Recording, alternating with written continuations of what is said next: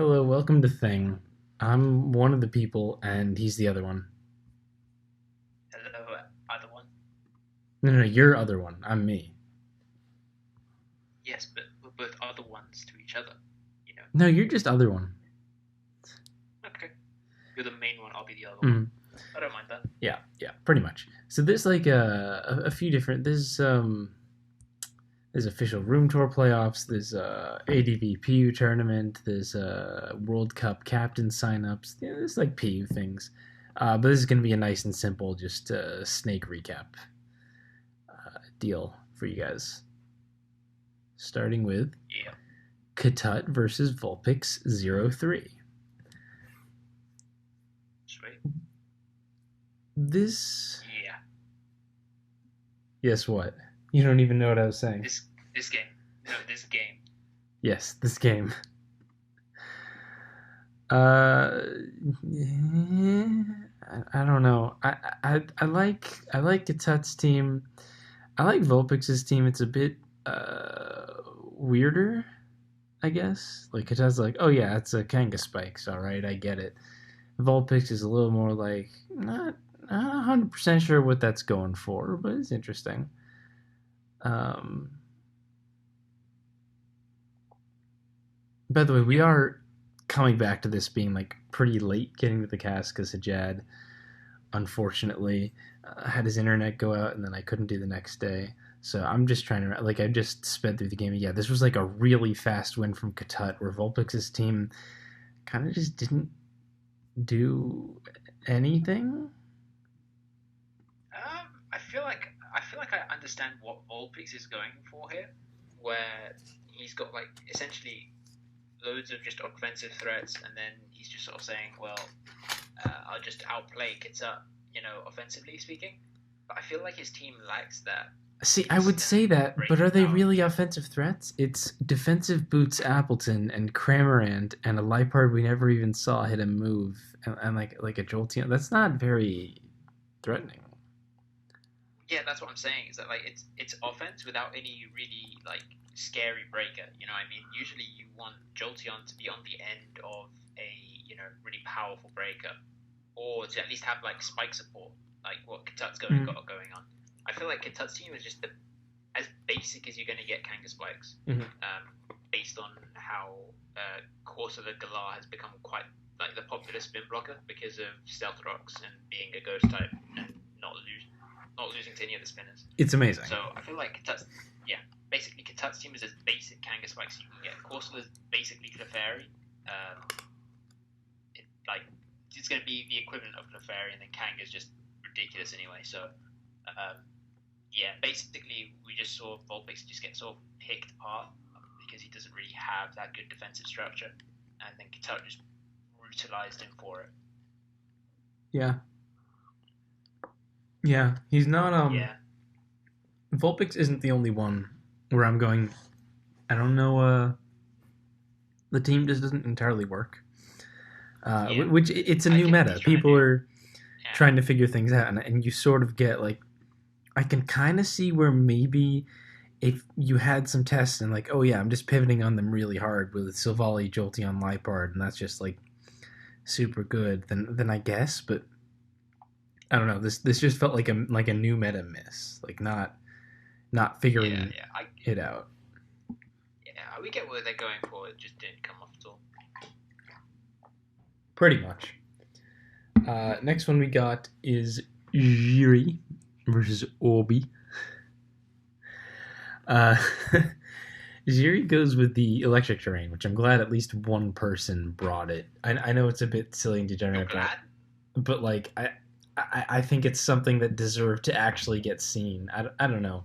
Like obviously it's a silly thing to have in a game, but also if electric terrain was like the kind of thing where everyone's like this is broken and no one was bringing it at all to Snake, that'd just be more annoying. Like I'm glad people Okay, understand. have this Snake game to point to and go like, oh hey, here's electric terrain doing a thing. Whereas Obi is again Yeah, got kind of just a basic balance type thing. I get what his team is going for a little more. I like the breaking core of Volley, Lipard, Kanga. I mean, Kanga plus anything, but that core in particular, I'm like, okay, this is gonna hit the buttons with those guys. Seems fair. And Ziri has two abusers with terrain and a volley and a Kanga and a Runarigus at the end. Yep, that's terrain, all right. Yeah, yeah. I think I like Zeria's team quite a lot based on like it's really good for the meta. Um, so I don't like that it's a good team, but it's a good team for this particular week in Snake. As far as Obi's team is concerned, I feel like you tried to play it straight up with Zeri, and I feel like that's not how you play a meta that's just come out. You know what I mean? I feel like if any week you want to like bring some cheese, bring something to like match up something like a E terrain, like this was the week to do it. But I guess I think straight up isn't. yeah, I don't think it's a bad shout. I think Obi definitely could have reasonably gone into this going. I can probably outplay Zeri. That's not like a crazy thought for him.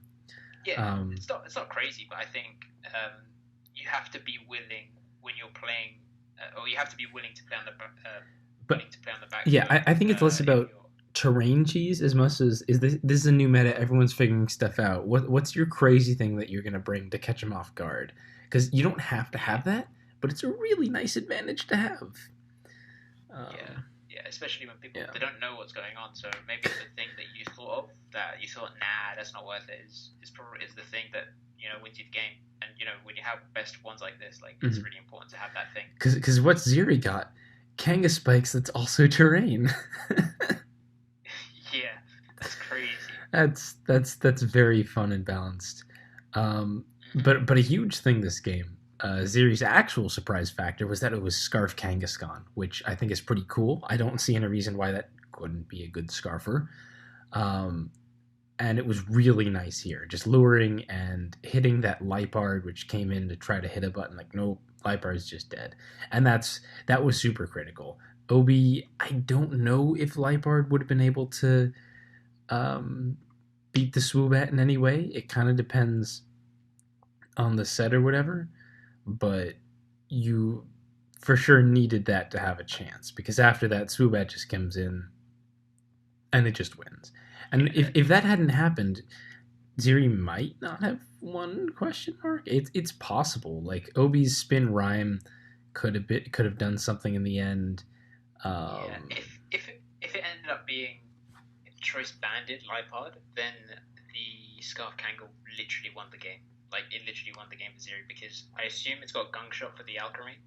That's like a standard thing now, so mhm. I would not be surprised if it ran it. And Well, you what you have the might ability do if it's to electric pressure the Swoobat.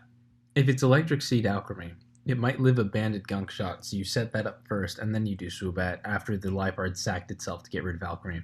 Because I realized at the end, I thought it Yeah, was right. Silvally poison. It's Silvally bug.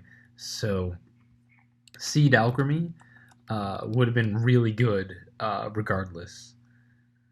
Like even if it's zero Yeah, zero plus one defense alchemy versus choice span gunk shot, only 62.5% chance to KO, and that's with the dodge chance. So assuming it has any amount of bulk on it, which I would assume you would, gunk shouldn't be OHKOing. yeah. That's pretty sweet. I think. Yeah, I just generally liked how I guess Specs and Zeri approached this week. It was a it was a good way of approaching it. I think I can just put less stock in blaming Obi and put the I guess the credit with the Zeri and Specs this week. I agree. Okay. Sorry, just getting water. Kepi versus TJ. This This happened. you want to talk about it? Your players in here? I don't want to talk about it. I actually really liked Kevy's team. I think out of all the teams I saw, him build for the majority. Like I just sort of gave him a Kangas Spikes and I said, this is what I would use, but there's a couple of things wrong with it, so you should probably try something different. He was like, yeah, this is cool. Let me just change 1, 2, 3, 5 out of the 6 months, and we ended up with Kevy's team, which I actually prefer to mine. To be fair, I think it functions well in the meta Mm-hmm. because nothing really gives up setup, and it's a good offensive Kangas Spike You say that without TJ spikes. literally won because he just set up a lot with alchemy. Yes, Um, this is the yeah, problem, and I think right? that's the problem. I Because generally like Kepi's team. I don't find like, oh, there's a major gaping flaw to something there. Except Alchemy, which like just Berserker can be fine if like the rest of your team is also not super weak to Alchemy. Um, but everything else gave up so much of it. So it's really weird. It's not the kind of weakness I would have expected. It's like a new mon to kind of deal with. So I get it. But that was just like a too problematic weakness. And I think TJ's team is perfectly fine. Like I like to look at TJ's team. It again has a pretty basic idea. Okay, here's what I'm going for. Here's how I'm going to break teams. I got Kanga Spikes and the Combine Alchemy. I like the team, and he played it perfectly fine. And there was just very little Kepi could do. He was going to have to play way more aggressively around pivoting on the alchemy when it was doing calm mind, uh, and that did not happen, and it would have been very tricky. But there wasn't even really a huge attempt. Yeah, yeah. Basically, Carmine Alchemy was one of those like dodgy matchups where it's like when you're building the team, you're just sort of thinking, I have a Bandit Lipard and a Kanga and a Berserk, and like, what could go? What's the worst that can happen? Well, this is the worst that could happen. This is literally like Alchemy, literally just setting up and clicking. Alchemy is good, dude. Yeah, I don't think Kepi played it brilliantly, obviously, because he does have like ways of beating Alchemy, and those ways just sort of died. But at some point, you just have to put the stock in TJ and say like, he played well to get Alchemy in. And for sure, yeah. And I don't want to. Well. I don't want to put TJ down at all. Like I said, he played this game like textbook fine. I just think when you're Kepi in this situation, you gotta try to make the plays, go in with something, and Kepi pretty much just hit like the basic standard button every turn of the game. You can't do that. Not when you're at a disadvantage like this. Like TJ pretty much did that for the most part, and that's fine because you have your advantage and you have your game plan. You go into the game knowing, like I said this after the game, I felt like TJ went into this game knowing, oh, here's exactly how I'm gonna win. Whereas Kepi went in going, I want to kill his Pokemon, and I'll just hit buttons turn by turn and try to kill his Pokemon, and that's just it's not enough. It's been surprising this week. I've seen a lot of Cramorant usage, and I did not expect that. I thought Cramorant would be like the one or two like usage Pokemon, but no, we've seen like I think it's fine. I think it's fine. I don't think it fits on like a ton of teams. It's still pretty weird, but we've seen a lot of Cramorant. Like you said, it's that fire weakness. You know, it might be that fire thing. I guess I don't like. It's got to be fire things, right? I have no idea, but. It's partially because we've really good spin blockers now and almost no defoggers. It's Cramorant, Unpheasant, Driftblim, and then things that like don't really want to run it. Like you don't want your Silvally to be defogged. You don't want your Lurantis to be defogged. Cramorant is one of the few things that like Surf, Hurricane, Roost defogs. Yep. Or Brave Bird if not Hurricane. Yeah, Ham versus Kink. Another Cramorant. We love Cramorant. So Kink's got Kink's got more Kanga Spikes. A lot of Kanga Spikes usage, but that's kind of fair because Kanga's the best mon in the meta in my opinion. And multiple very good things get spikes. So I don't even think all of these are like I'm going to build Kanga Spikes. I think they're more I'm going to end up like just happening to have spikes and Kanga. I think that's it. If that makes sense. Yeah, it does make sense, but I think Kink's team is Kanga Spikes, don't get me wrong. But like Ziri's team, maybe TJ's team even, I feel like wasn't necessarily I'm intentionally doing Kanga Spikes. It's just a Kanga and Spikes. I feel like with Ziri's team, he intentionally built it so that people would focus on the Kanga and the Spikes and be like, yo, this is Kanga Spikes. Completely like sort of derailing away from the Pinkachin and the. Well, no. When I see Ziri's team, I think Terrain. The Alchemy in particular. I don't know. I think. Nah, I don't think. I think it's like a cleverly built-in thing where it's like I have to be aware of Kanga and Spikes. If that makes any sense. Not really. I see Pinkerton Swoobat. I'm thinking Terrain.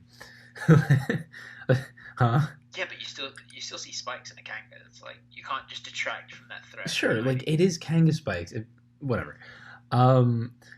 These are both on the weird end of teams for me. I don't know how you feel. Kink's team, honestly, for Kanga Spikes feels kind of weak. I don't think it has great remover pressure. It's got like some stuff to pressure Cramorant. Um, but overall, I'm not that terrified of figuring out when to remove versus this, especially if I have multiple Bootsmons. Like overall, the offensive pressure from this feels a little bit low for Kanga Spikes, if that makes sense. Yeah, I think it's more on the defensive end of things. I definitely think that, and I feel like um, the offense matchup is sort of mitigated by like Kanga and Jolteon, Mm-hmm. and then the rest is just sort of there to live. I don't feel like this team would just absolutely instantly lose versus Storm. Yeah, Uh, yeah. And I but will say, yeah, it's got the there's nothing yeah. that automatically pops out as being a huge weakness except for alchemy, and it has to be like the right set of alchemy.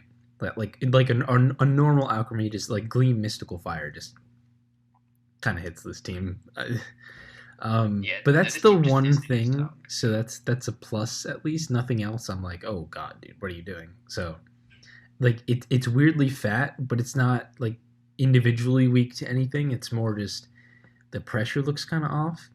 And then Ham, uh, again, what am I that scared of on your team? Because we'll find out later. It's a late game like fat boosting defensive alchemy. So in the middle of the game, you're just trying to like spikes and then hazards, and your damage doers are Cramorant and Alolan Dugtrio and Jolteon. It's just a little bit weirdly weak of a core, right? Um, I don't know, dude. I think Cam should have won this game like instantly as soon as the Jolteon, not the Jolteon, the Pharisee died and he was rest, calm mind, acid armor. He Mm. should have instantly won this game. I No, of course Ham kind of should have mind won blown this that he game. didn't. We'll get to that. I just mean his team is weird to Oh, me. I don't entirely yeah, no, understand what his it's team. going Yeah, for. yeah. I feel like it feels very. I don't know if this is like offensive or in any way or something, but it feels like ZS's strategy when he builds is like, how can I fit on as many things to fish for the matchup as possible and like make it work? If that makes sense. Yeah, I Like he's guess. got the But it's not even Dougie really and the matchup Jolteon. fishing. Like No, no, Dougie yeah, a that's what I'm saying. little bit, but Jolteon Cramorant offensive core isn't. I don't know. I'm just not sure I, what the team is going for. That's all, and it's not got a horrible matchup, so that's a plus. Like, you didn't run into something that just fucks you up, so I guess it worked or whatever. It just confuses me. That's all. Like, I look at this team and I'm going, what is it for? What were you doing? Why? What was the plan? And yeah, it hasn't come to me, yeah, 100%, dude. which I isn't think necessarily bad. I might just not get it. It's just like an interesting bit of analysis. I don't know. yeah, the team is just weird. Mm-hmm. There's no other way to describe it. It's just weird. Like it's definitely not standard. But yeah, I think it was just. I guess it was just like sort of greedy on Ham's part, where he was just sort of constantly saying up, and just being like, "Yeah, I'm just not gonna kill this Kanga. Fuck it. Mm-hmm. This is gonna work out." Yeah. And then the Kanga got the crit on like the second to last turn, and it was like, "Yeah, well, this was coming. This is why you attack it early, so you can set up on the Jolteon or whatever, because Mm-hmm. that's not scary." So getting into the actual game, very early on, they both knock off each other's Ferroseed with their own Ferroseed, set up some hazards, and we see Ham also doesn't have a good rhyme switch in. It's Alchemy and Ferroseed. That's not so good. That's a problem. Like Kink gets a very early kill, and all Ham can do is go into an Alolan Dugtrio. That seems to be Scarf or something, because it just EQs into a Runerigus, which is even more of a problem for like what offensive pressure do you have. I'm not 100% sure it's Scarf, don't get me wrong. It might even have revealed later and I forgot, because like he has a Jolteon. Um, but that Earthquake play made me immediately think, is this shit Scarf? Um, Yep. but then Kink immediately fucking throws. Like, he's got a Brox and Spikes. If he keeps up this pressure with this rhyme, oh my god, he's in. And then he doesn't go into Runerigus on Ham's Avalugg that clicks Rapid Spin and removes the hazards. um, you can't do that when you have a dual hazards Pharisee that's already been knocked off. You need to fucking play the game. I don't know if that was an over prediction or if he was assuming Cramorant was defog and Avalugg would just not have spin or what. But huge throw that does not make any sense to me because what could he possibly do to threaten your Runerigas? What are you afraid of? Band Avalanche isn't even going to do anything, I'm sure. No, I'm sorry. It already revealed Boots. So, like, Avalanche isn't going to do anything. And if he doubles on Runerigas, oh no, he got his Cramorant in. Really scary. What? Why did you not spin block? I don't know. Yeah, dodge. It's weird. Game's weird. Yeah. I can't come up with anything. Just a truly weird play. Like just does not compute to me. Yeah, and then Pharisee dies immediately after. You got no hazards. That would have been really nice to have versus Ham's team. Any kind of hazards. Yep. It's just I feel like it was just an oversight, to be honest. It felt like that from a player's perspective, anyway. Mm-hmm. It was just a complete I brain fart, dirt, cannot compute, just type of moment. It happens. I guess, like, it's happened to the best of us. So that's the only thing I can give, really. Mm-hmm. Happens. Go again next week. Yeah, so the game continues. Ham's Dugtrio gets 3 crits, including one that actually matters to kill Kink's throw, but throw isn't really doing anything. Kink sets up with the obvious Poltergeist, Rest, Iron Defense, Body Press, Runerigas. Like, as soon as Pharisee was dual hazards, like, okay, that's what this is going to be. And then Ham, in return, starts setting up with Iron Defense Alchemy, or Acid Armor Alchemy. Acid Armor, Calm Mind, Rest Alchemy. Very funny. Like, they're just going back and forth. And all Kink can do is go Jolteon and pray. Gets a first-time Spadef drop with Shadow Ball. But then misses the roll to kill Alchemy, so gets the Calm Mind again, gets to rest. Ham's Alchemy just keeps setting up. It looks like this is going to be game. And then instead of killing the Kangaskhan, he rests again, and then he Acid Armors again, and then he rests again, and gets crit and loses after that. And there was no reason to wait it out that much. Like, there was no point in giving your opponent more crit chances when you did not need to set up. Especially when Kink already handed you the game earlier for no reason by letting you spin. You take that. You don't give him more crit chances in return. Yeah, it's just this is another oversight that Ham made. Like, it's just kill the thing, please, just kill it, because you're just asking for crits, and then he got crit, and it was just like, it's one of those things where if I was watching the game back and Ham had won with that Alchemy, I would have been like, dude, you didn't need to risk that many crits, but this is the time where he loses because he was like, he risked it, you know what I mean? Mm-hmm. I don't think it was for a valid reason either. Nope, I don't. I do not get it. It was just 100. A couple of throws and a couple of weird teams. This game was just very confusing. But that's life. So we got to the last game pretty fast. We're just going through these. I don't think these games are like worse in any way. They've just for some reason like we've been hitting these real fast. And we're now getting to the game that was like 8 fucking turns. Piff versus Tlenet. Oh shit. Yeah. Okay. I made Piff's team. I really like Piff's team. I think it's good. As much as after this game I would be like, damn man, I fucked you up, I let you down.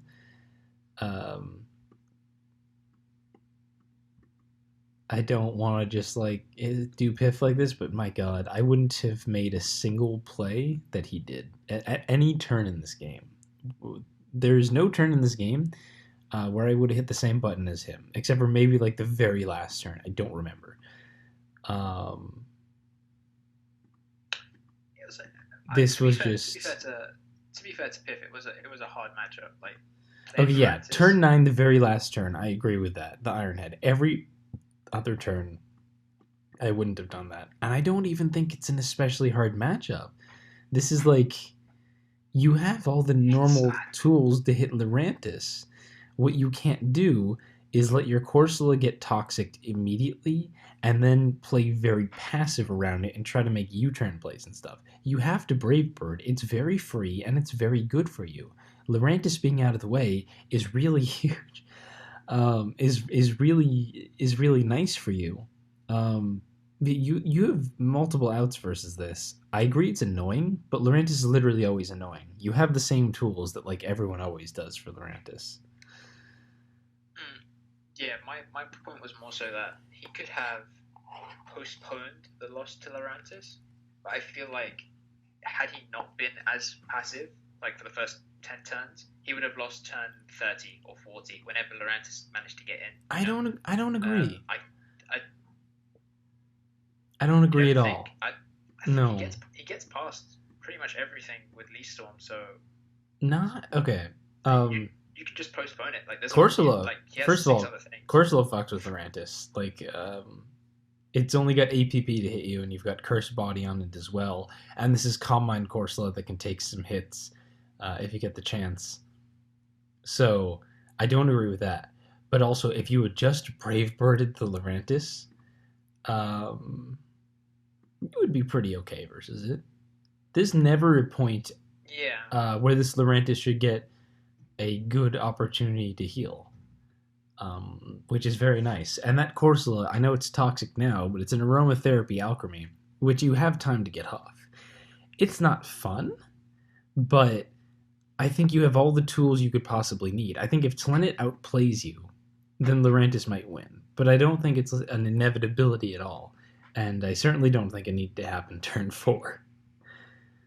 Yeah, no, Um, turn four is like at least give yourself that shot in the late game, so it's letting yeah, it choke or something like that. Like just deal with the threat, that's right? right. That's And then pretty much where I fall. Like you have the pressure tools. You get in Berserker if it Leaf Storms first, and that's a dead Lurantis. It's a Spadef Lurantis, and this is Choice Band Steely Spirit, so yeah, dead. So yeah, I like Piff's team a lot.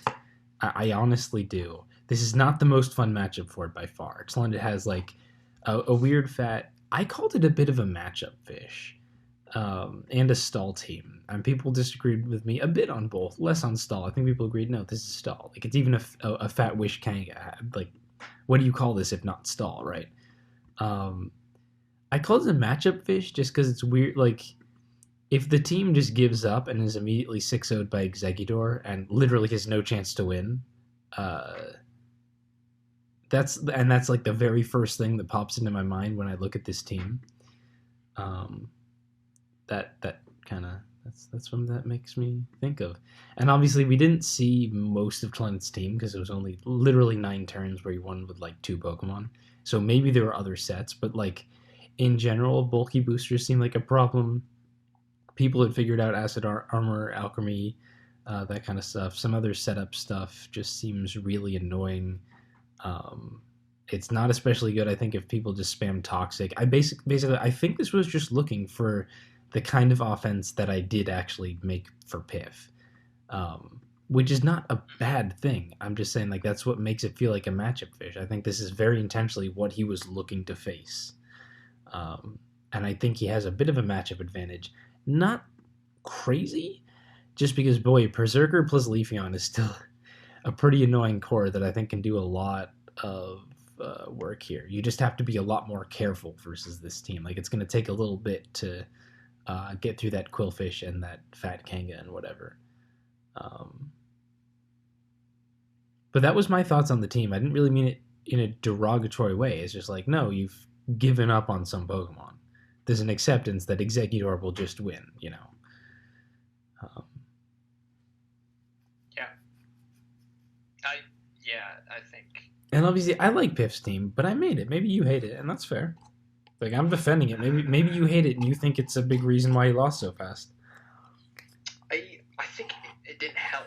I don't think it helped him like stay around the game, but I think the team to me it feels like not too structured. Like it feels structured offensively, which is like a good part about the team, and I feel like he should have done better with it. Um, but in terms of like when you're on the back foot, it seems extremely easy to steamroll through it. Like water resists and throw everything into account. Piff would need to play flawlessly. Yeah, We man, have I'm gonna like be a honest. particularly weak thinning. I kept thinking, like, does this team need a water resist? And I kept not changing anything because nobody's running scary offensive waters, and when they are, Alchemy plus Corsola tends to just somehow win anyway. Which is not a shot at you. I agree that's like a weird thing about the team. It's just people are not running scary offensive waters right now. That's just not a thing. Yeah, I mean that's just the thing of the meta. To be honest, it's like can you be asked to like prepare for something like that? Like Mm. not really. Half the time it's just sort of like fuck it, just run it and see what happens. And if somebody does happen to be the first person to bring a Golduck, it's like yeah, well congratulations, dude. You're the first dude to run a Golduck. Here's your win.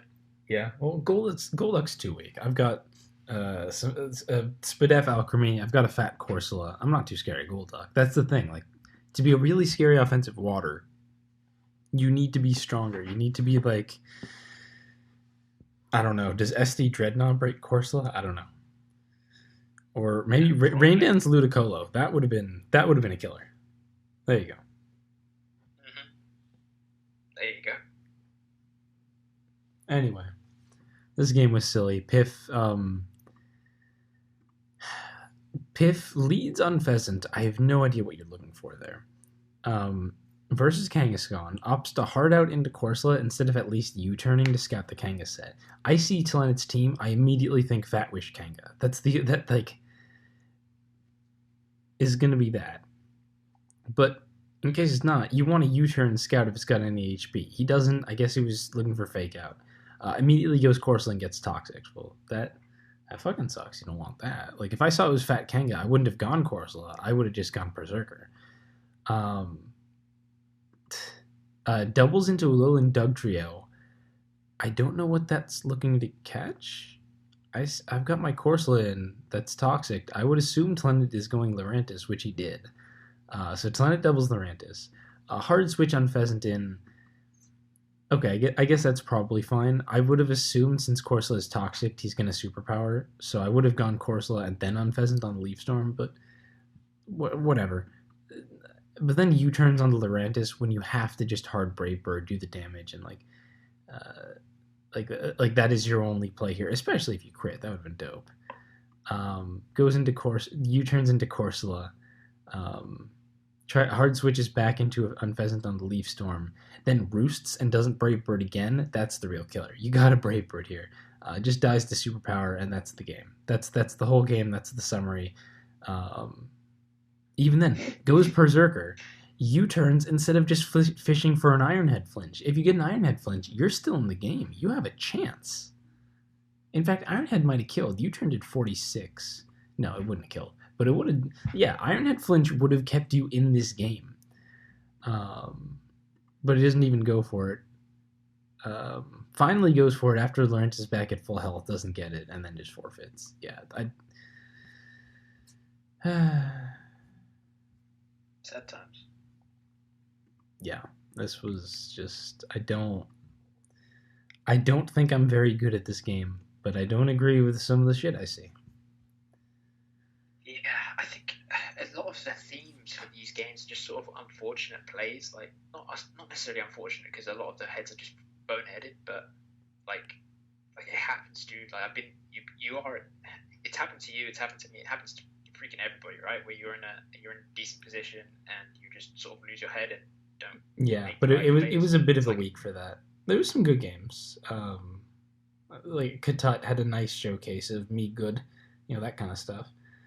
yeah, But yeah, which is unfortunate because I really do. I'm having a lot of fun in this meta. I genuinely am, and I'm really hyped for this current week, which is almost upon us because we're not recording till fucking Thursday. interesting. Yeah, well, you're not wrong. Yeah.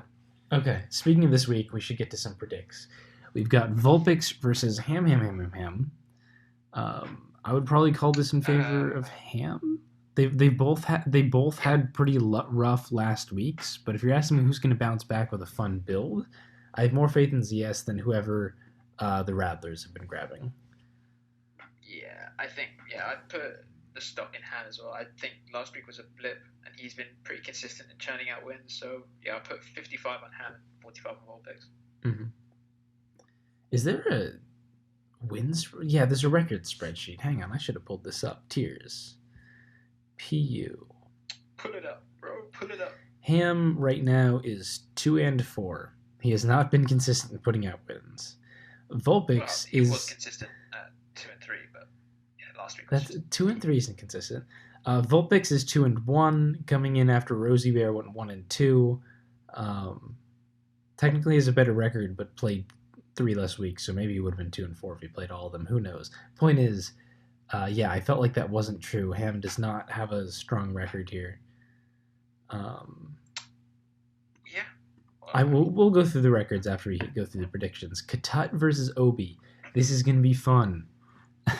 Katut has the best record. Obi is tied for second best. Katut is 4-0. Obi is 4-2. So basically, Obi played 2 more weeks and has 2 more losses. I definitely got to favor Katut. Absolutely looking like the strongest player in this pool by a decent margin, which is just, yeah.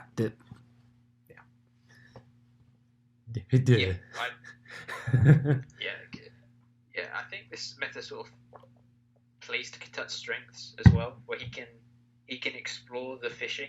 The wacky shit, bro. The wacky shit.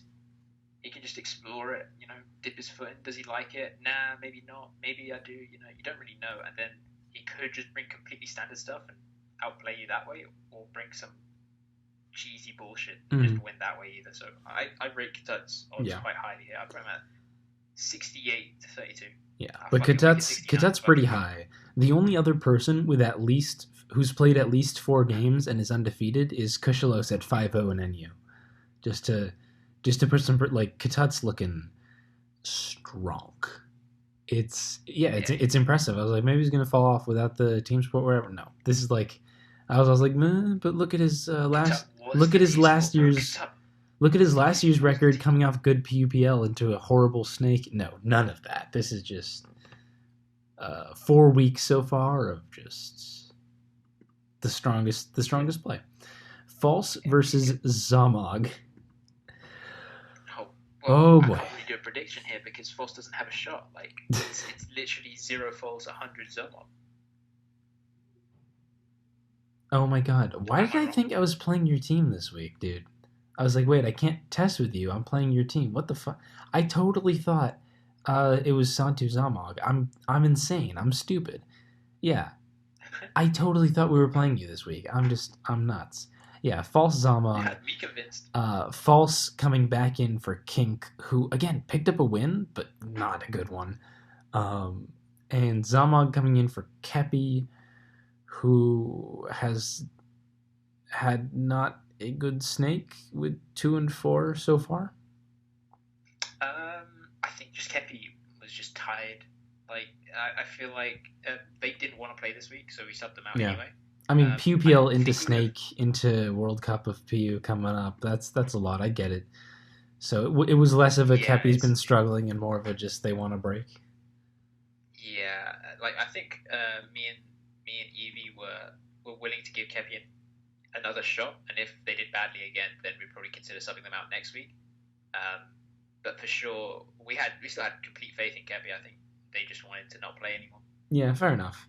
And you guys have a bit of a chance. Like, you guys are still solidly... You're not top 4, but you're, like, top 6 or 7, I think. So, like, you got a bit of a chance to mess around. Yeah, we have... Plus, Zomog was... He's an incredible player, just generally speaking. Mm-hmm. And it's not like we struggle with PU support in this team. Like, we have so many players who play PU. Like, between me, Evie, and Kepi, we also have a couple of other players who just picked up PU from... I guess either watching us or just playing PU in general. So Snake. We have Slam. We have like 5 or 6 PU builders, like potential PU builders in the chat at any given moment. So it's like, we have a lot of PU support. And so Zomog is in. I would like. Yeah, that's pretty fun. But come on, let's move it along now. Jesus, we get it. Holy shit. We get it. I'm great. Holy shit. Wow. Okay. Yeah, and I do. Maybe favor him over False. I don't know. The teams on that team have not been good. False came in once and used terrain that I didn't like and lost to also having a really hard matchup. I don't know what to say about this one. Ziri versus Santu. I'm still helping the Bushmasters. Objectively, have to favor Ziri. Fell down after a strong start to 4-2, but 4-2 is still pretty good. Tied for the best record. Spec support, all that. Bushmasters PU has, yeah. Soulgazer went 1-3. I was way off base putting out first. I think mostly just because this is not the kind of meta he excels in. Like he knows his shit. He's good at this stuff. We put him on council because like he gets it. But this is not his kind of tournament meta. Piff came in, went 0-2, and I like Piff. I'm glad I helped support him, but those were not good games. So now we're trying out Slam winner Santu, who's a better player than Ziri, I think. But Ziri's got the familiarity and probably the team, although I'm going to try my best. Yeah, Ziri is he's one of those like quantities where he's just sort of like a known quantity. Like in PU, in specifically PU, Santu's a great player. Like similar to Zomog, like Santu's a fantastic player, but you just have to favor the person who's just more familiar. Yeah. And you might put Santu about one notch or two notches above Ziri, like in terms of how much you rate them as a player. Yeah, I mean, he's coming off a slam win. That's not nothing. Exactly. So it's like how much stock do you put in that pure playing ability? For me, I think I favor a little bit in a completely stale meta. I might favor Santu. Right. Yeah. Sometimes. But right now, as hard as I'm gonna try, I got to get Santu something where he can just outplay Ziri, and that's tough in a meta like this. Yeah, it's not just down to you though as well, because it's down to Santu to familiarize himself with like if his and I'm not the only one helping him for the record. Like I'm not the only person doing any builds. I'm just whatever.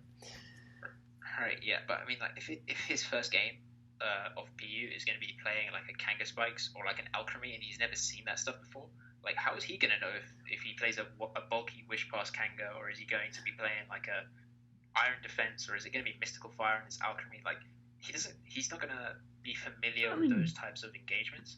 And we'll see. Like, he might play them at like 80% what he usually would.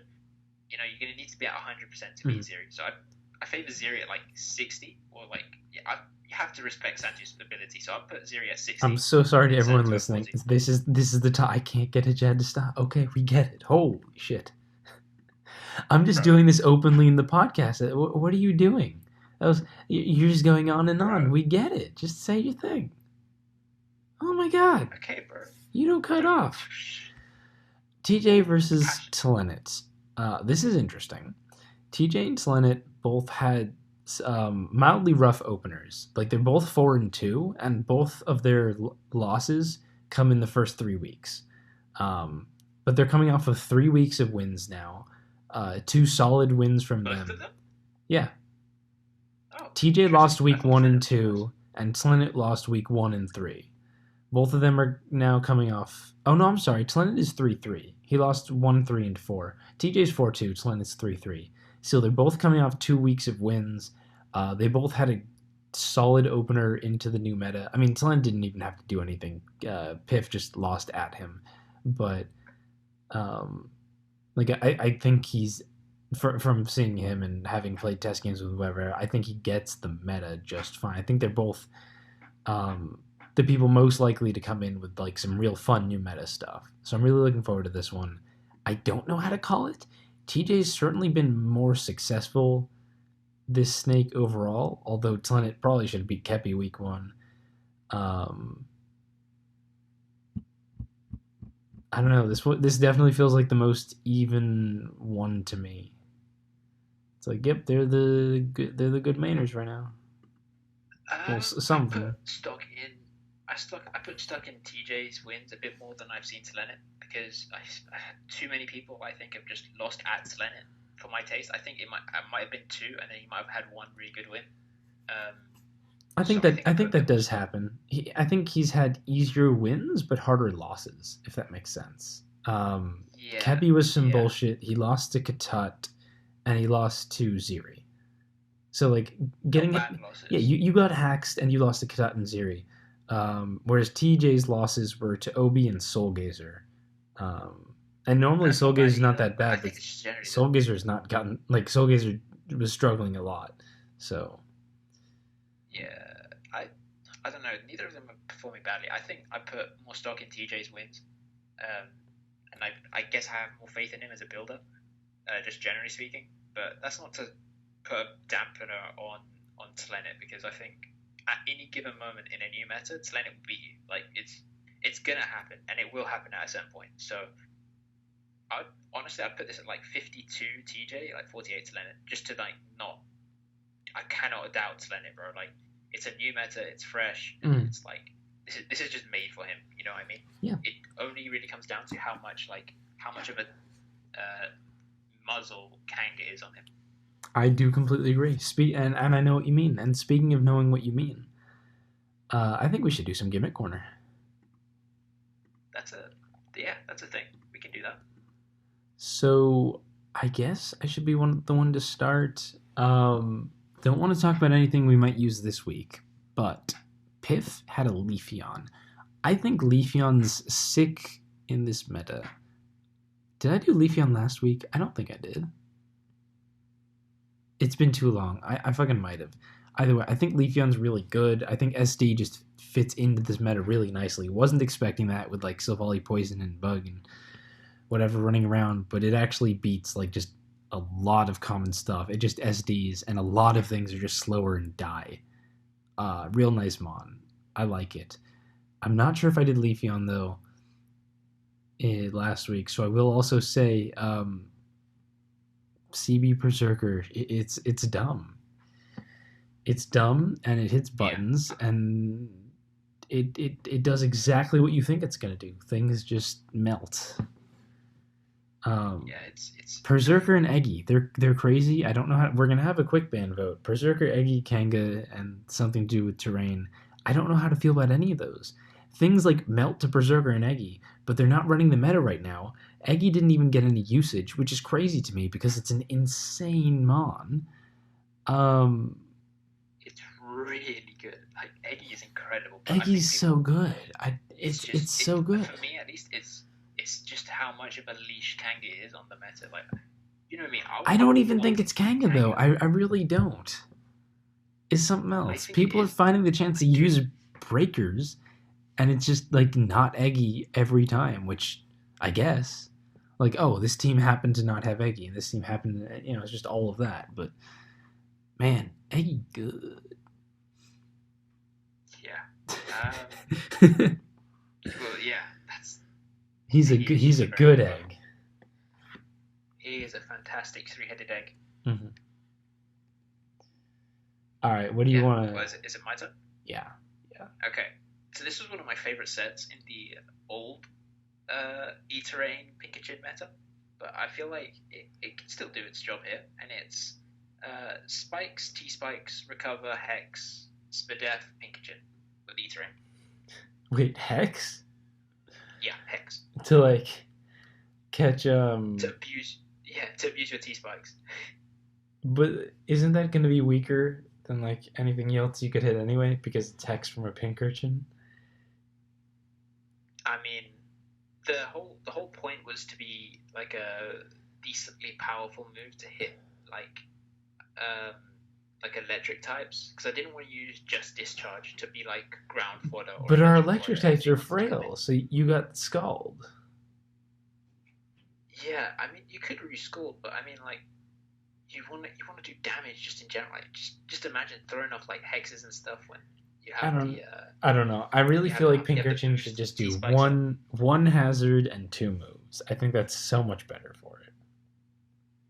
Yeah, well, I disagree with you. I think we should throw T spikes on that because fuck it, easy matchup. Okay. Easy. You win at least one game because T spikes absolutely 6-0 somebody. So fuck it, put it on. Um Throw them on, bro.